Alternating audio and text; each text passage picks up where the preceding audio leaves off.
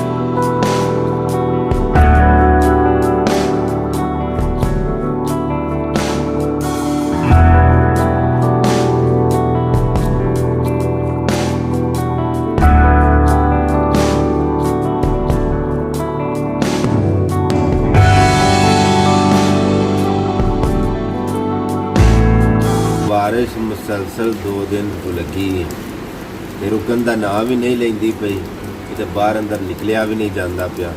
तेरा मारे ना कैमरा आस पास जरा, ये सारा बाने ये नाला गुजरता पिया ते नाला बाहर आ गया।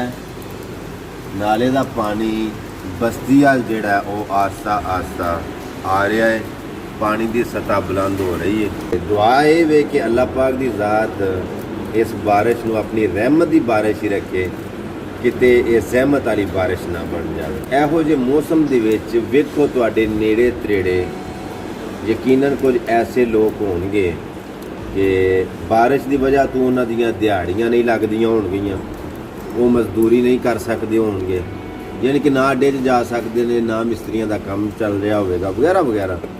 उन्होंने अपने ज़हन च रखो, उन्होंने अपनी नज़र दे विच रखो, ते अगर हो सके तो उन्होंने मिल के उन्होंने कोई दाद रसी की जाए।